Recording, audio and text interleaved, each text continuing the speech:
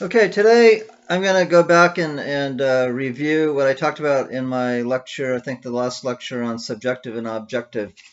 And I'm going to do it today using Venn diagrams. So I draw two circles.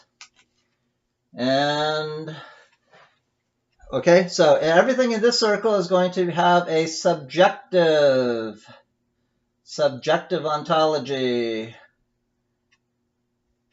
ontology.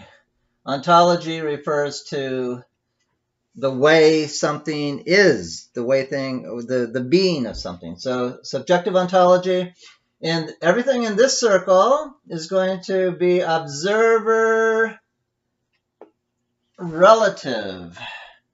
Observer relative. Okay, now, I talked about this last time. I'll put a little box around this.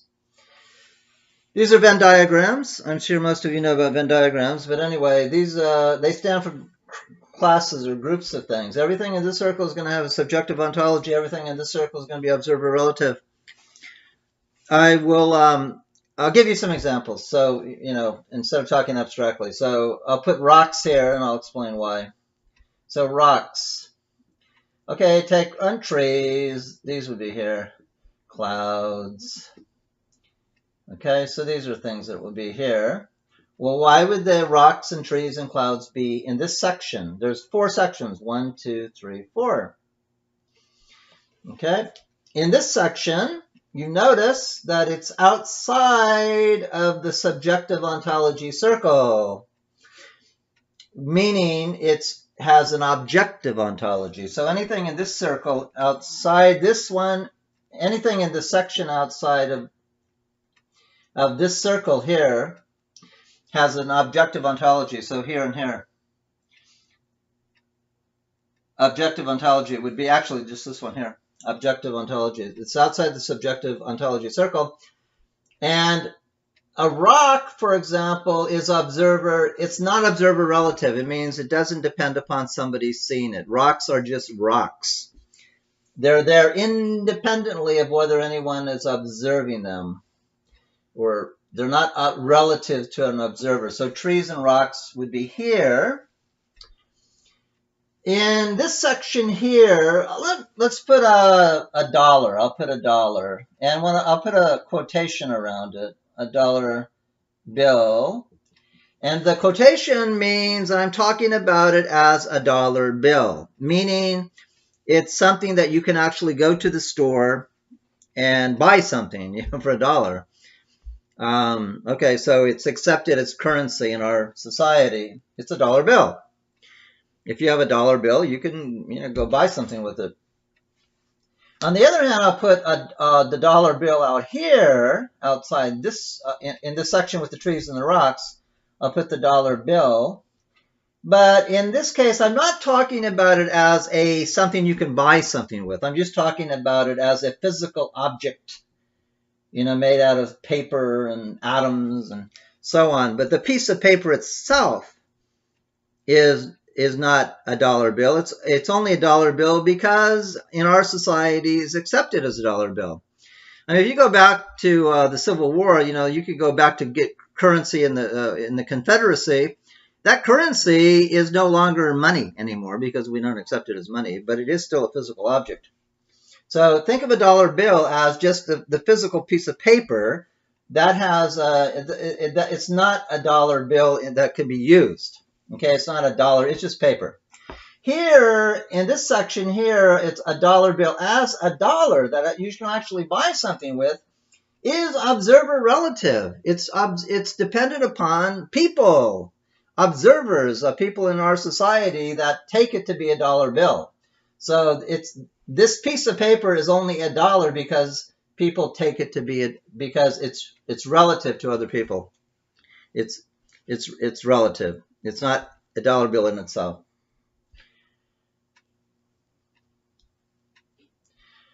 So now in this circle here, we have a subjective ontology. So here I'm going to put beliefs and desires, pains, pleasures. Okay, so and perception. When you see something, you have to perceive something. Beliefs, pleasures, pains, desires, beliefs, perceptions all have a subjective ontology because you cannot have any of these, right, without somebody having them. There has to be a subject that believes something, desires something, is in pain, has a perception. So beliefs, desires, pains, pleasures, perceptions are in this section here. They have a subjective ontology, but they are not observer relative. Meaning, if I'm in pain, I'm in pain. I don't need anybody to see me. And it's my being in pain is not dependent upon anybody observing me from outside. So anything in the subjective ontology, if something has a subjective ontology, it cannot be observer relative, right? Anything which is observer relative, anything which depends upon somebody perceiving it, thinking about it, has a subjective ontology. So look at, if anything is in the observer relative circle, it has to be in this circle. It has to have a subjective ontology. What does that mean? It means it cannot, I'm going to darken this section out. That means there cannot be anything in this section. It's dark. That's what when in Venn diagrams, when you darken a section, it means it's empty. There's nothing here. So we're dealing with an ontology. This whole diagram is a picture of an ontology. So if you want to know what your ontology is, you could, just fill stuff in.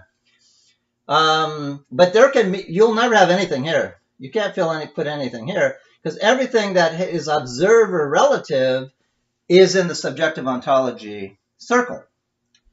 All right, now let's think of something like, well, let's think of the person, for example, the self. I'll just say self. The person who takes something to be a dollar bill. Okay, this person here is taking this to be a dollar bill. This is a self. The self can take something to be a dollar bill, can take something to be a pen, can take something to be a table. This self here has a subjective ontology. It's not dependent upon any observer on the outside. Okay, so look at. So let's think about something like God, all right? Does God exist? Okay, some people think God exists, some people think God doesn't exist. So in our society, it's a debatable issue. People debate it. Nobody debates about trees and rocks, we're all agreed on that, but people do disagree about God, and they disagree about angels and numbers. Do numbers exist? Okay, that's a debatable issue.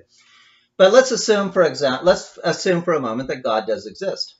So if God does exist, the God of Christianity, of Judaism, monotheism, God is a personal God. God exists independently about what God has. Consciousness is a person, has personality, has consciousness, has an experience, but God is not dependent upon anybody looking at God. I mean, God exists, and whether anyone looks at God or not, or observes God, or thinks about God. So God would be here.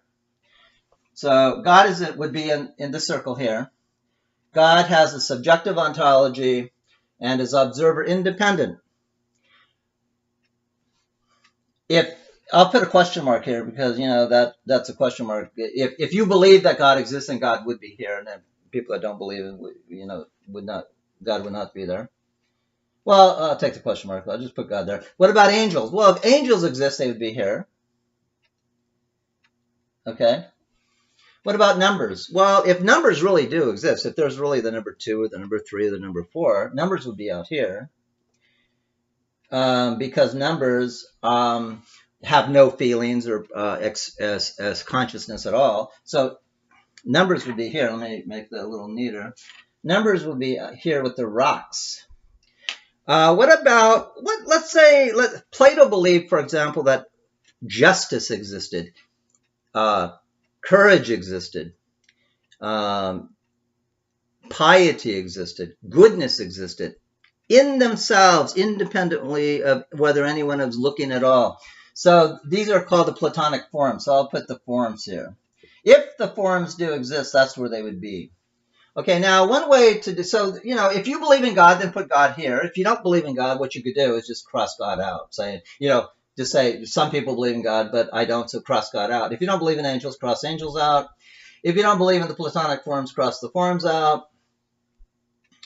But if you do believe in them, then that's where they would be. If you don't believe that numbers exist as numbers, that have an object, if you don't believe that they're here, just cross it out.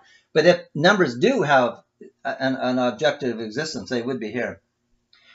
So one way, when you read the philosophers, when you read the different philosophers during the course, a good thing to do is to have this diagram in front of you, and then try to figure out your own ontology.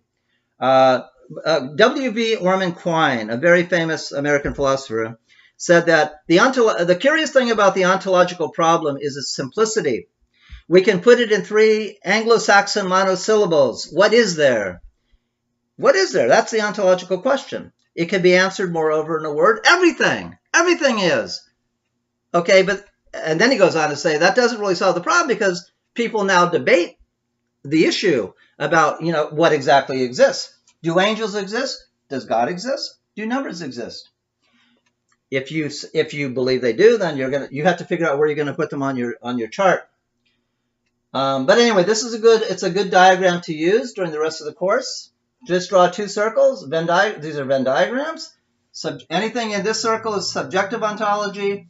Anything in this circle is observer relative. And just play around with it. And, think of different objects, different things, and try to figure out where they would be. For example, where would Santa Claus be on this? I'm not going to, we could talk about it another time, but just you think about it yourself. Where would Santa Claus be on here? Where would California be? Where would baseball be? Where would basketball be? I mean, we talk about this stuff. We have words for this stuff. So what are we talking about? This diagram here encompasses everything in the world. Everything.